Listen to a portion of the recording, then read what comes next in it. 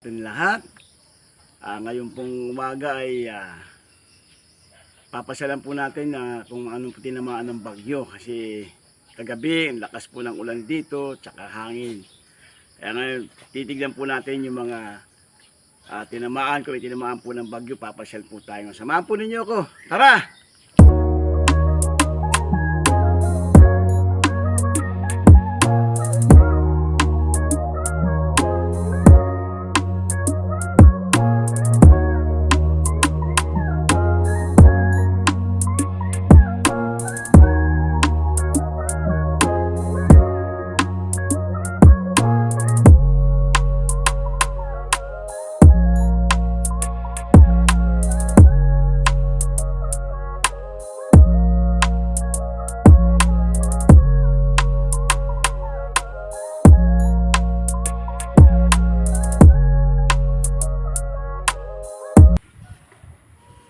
Ito po yung irrigation, nagsara po siguro yung dam dun sa San Roque Dam, kaya nga po kukunti ang tubig.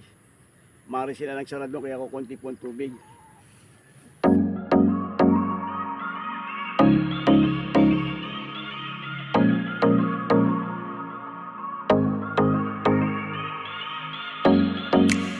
Ito po yung Balawang, napakalakas po ng agos. Galing po itong bundok.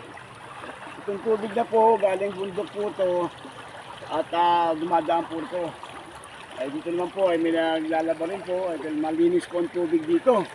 Napaganda po ng tubig dito, napakalinis po at galing po bundok yan. Dito po tayo, papasal po tayo rito.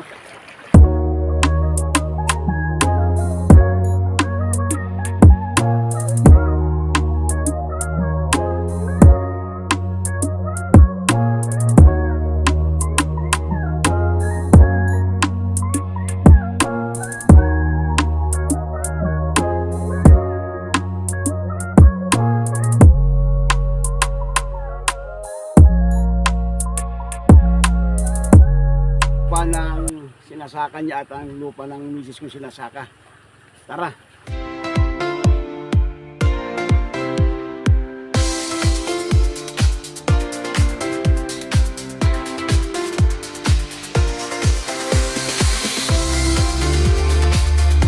Ito po ang pinagagawa ng bahay ng anak ko. Ito po.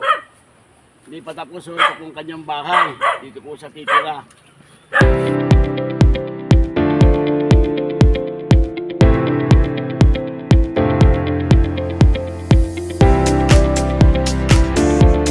Ang taltalo ng aking anak, ito po ay kanyang pinapasaka, at dito ng banda po taltalon po ng aking asawa at ang kanyang kapatid, pinapasaka. Kaya naman po pag anihan, wala rin po kami problema sa bigas. Kaya pasal pa tayo doon, ikot tayo. Marami po sa itatanim na kamatis po. Kamatis po yan, punla. Itatanim niya po yan. Para po sa takdang panahon, aani po siya ng mga kamatis. At pwede mong tagbili, bigay, pwede nyo rin gamitin,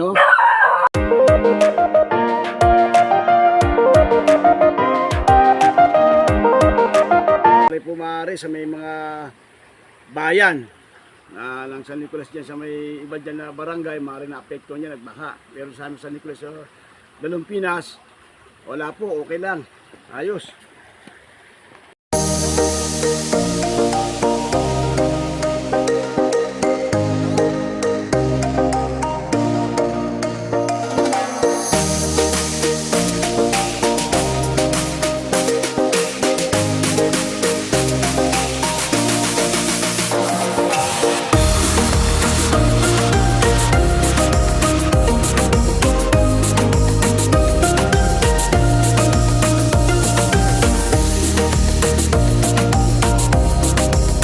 Po hanggang dito po yung tubig, taas po yan, ngayon lang po ay bumaba kasi umaga na, mataas po ito kagabi.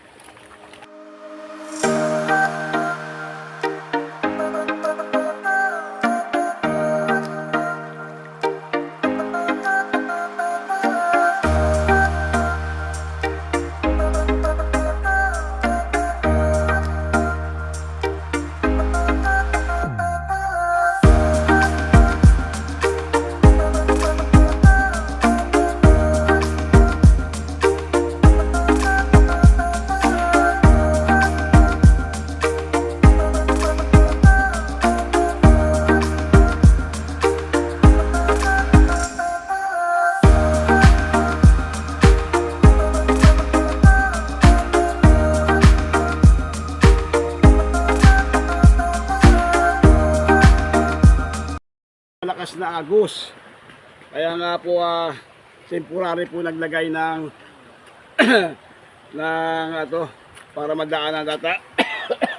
Sisimentuhin po ito. Para madaanan po ito. Sisimentuhin po dito. Kasi temporary lang po ito. Ito sinira po ito ng malakas na agos ng tubig po. Kaya ito po ay temporary. Ito po ay papunta na sa amin. Tara po.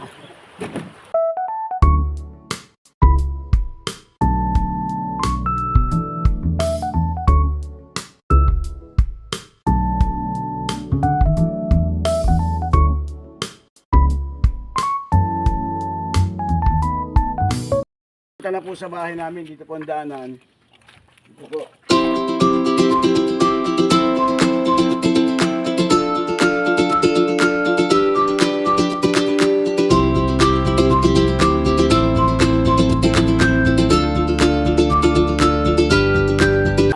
Ito po yung aking tahanan. Bumalik na po kami sa aming bahay.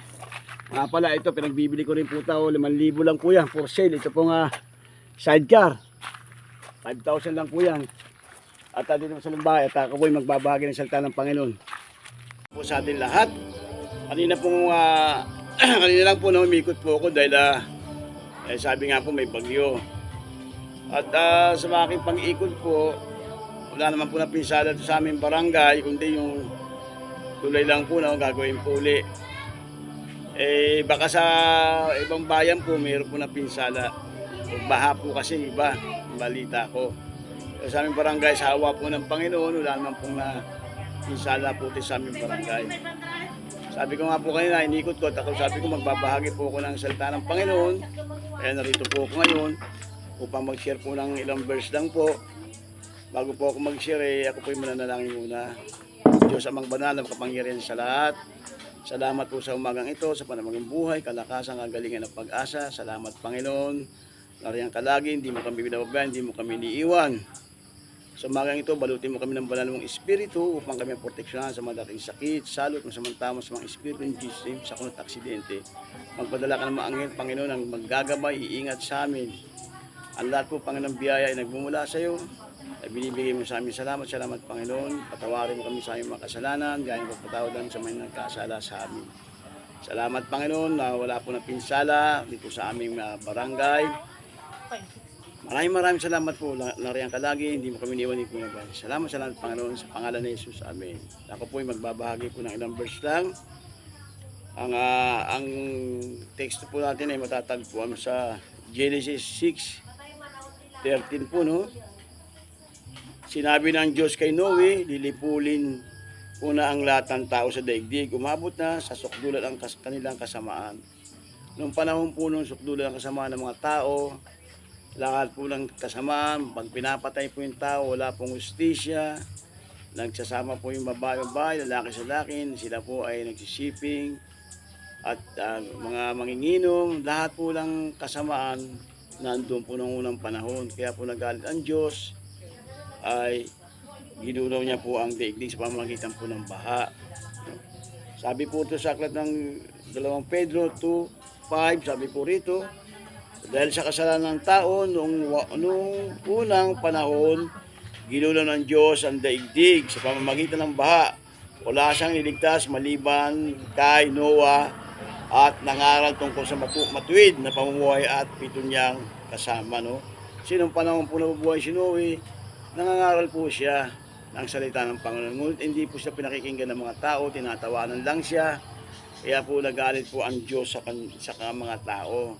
Kaya sabi po ng Panginoon, gugunawin kong daigdig sa pamamagitan ng baha, at pinagawa niya po si Noah ng isang arkong malaki.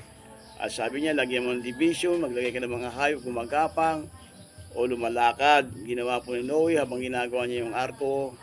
Ang mga tao naman po ay tinatawanan siya. Sabi nga, wala pong tubig, luko-luko raw si Noe.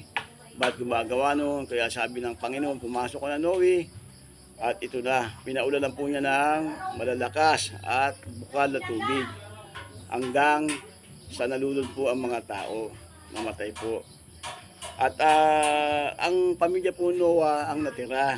Ang anak niya si Cam, si Japhet at si Shem.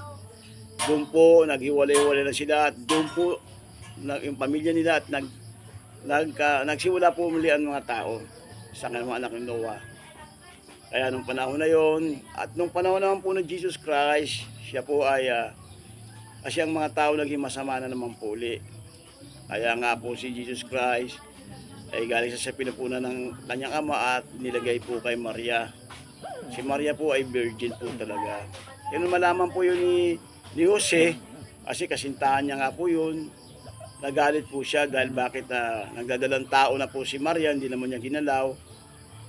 Umalis po siya.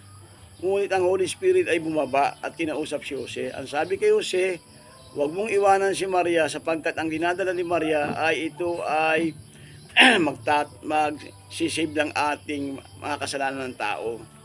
Siya po ay makapangyarihan galing sa Ama at siya Espiritu. Kaya nga po sabi nga sa tao, totoong tao, nagkatawan tao po si Jesus Christ. Dahil lang po para sakripisyo po ang kasalanan ng tao. No? Biglang lumaki na po si Jesus Christ, nag-edad po ng 30, siya po ay nangaral. Marami rin po talagang nakinig, marami rin hindi naniwala sa kanya. Sabi nga, siya ay anak ng karpentero, hindi naman siya nag-aral, bakit magaling siya mangaral? Ngunit yung iba pinakinggan siya, ngunit hindi. Kaya nga po, nung panahon na yon, na para po na ang lahat ng kamakasalanan tao, kanya pong isakripisyo. Sabi po ito sa aklat ng unang Pedro 3:18, sapagkat si Kristo ay namatay para sa inyo, namatay siya dahil sa kasalanan ng lahat, ang walang kasalanan para sa mga makasalanan upang iharap kayo sa Diyos. Siya ay namatay ayon sa kasalanan at muling binuhay ayon sa Espiritu Santo. No, namatay po ang Panginoon siya ikatlong araw, siya ay binuhay at umakyat po siya sa langit. Siya po ay bumalik sa langit. Ngayon na naman po sa ating panahon, marami naman pong makasalanan at masama naman po nangyayari sa ating daigdig. Kaya nga po marami pong lindol nangyayari, marami pong kung ano-ano po nangyayari sa ating daigdig. Kasi ito po rin yung sign po, sabi ng Panginoon, no? Ito po yung mangyayari. Babasahin po natin sa Biblia, sabi po rito sa aklat ng Mateo 4, 7 hanggang 8 po, no? Sabi, sapagkat makikibaka ang bansa laban sa kapwa bansa at kaharian sa kapwa sa kaharian. Magugutom, magkakagutom at lilindol sa iba't ibang dako. Ang lahat ng ito'y pasimula pa lamang sa mga paghihirap, no? Sabi po ito, pasimula pa lang ito sa paghihirap ng mga tao. Kasi talagang tagutom na po yung mga tao. Yung lindol po, yung vulkan, baha, tsunami, ito po yung nangyayari, ito po yung nakalagay sa Biblia. Ngunit ang sinasabi po rito bago dumating ang wakas, sabi rin po sa aklat ng Mateo 24:14, no? Sabi po rito, ipangaral sa buong sanlibutan ang mabuting balita tungkol sa paghari ng Diyos upang ito'y makilala ng lahat ng bansa sa kadarating ang wakas. So, ibig sabihin po, no? Kaya nga po may ginagamit ang Panginoon ng mga ngaral upang ipangaral ang salita niya, kaligtasan. Lahat pong tatanggap po na si Kristo ay Diyos na kapagligtas nila at ikalagay mo sa puso nila, meron po silang kaligtasan. Ngunit ang lahat po na magre-reject na si Jesus Christ ay hindi Diyos, lahat po yun ay mapapahamak. Lahat po yun ay mapupunta sa dagat-dagatan.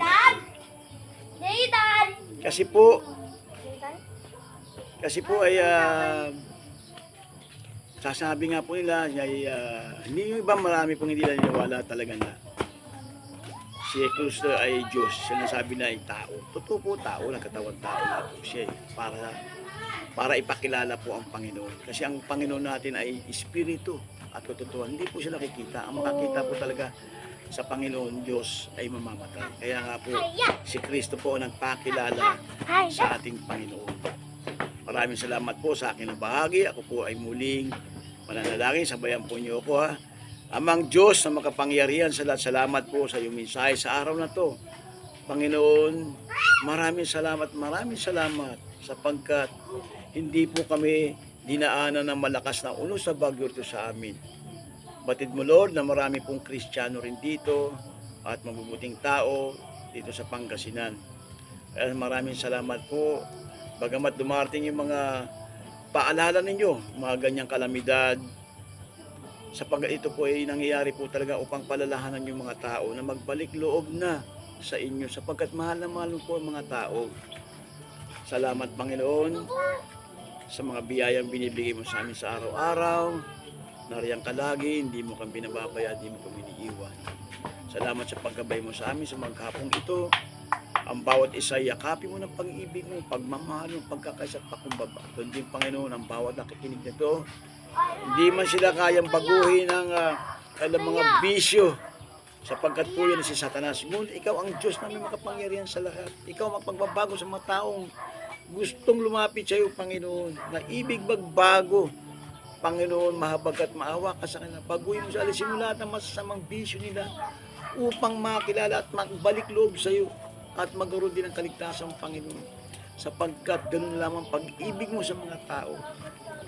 Ginawa mo nga po, Panginoon, yan para sa pag-ibig mo sa tao na ikaw ay ipinahako sa krus na walang kasalanan. Dahil sa pag-ibig mo sa aming lahat, Panginoon. Maraming salamat sa iyo. Ikaw ang Diyos namin na buhay ng kapangyarihan sa iyo. Yakapin mo kami ng pagmamalo, pag-ibig mo. Pagkakaisa pagbaba, Panginoon. Maraming salamat sa iyo.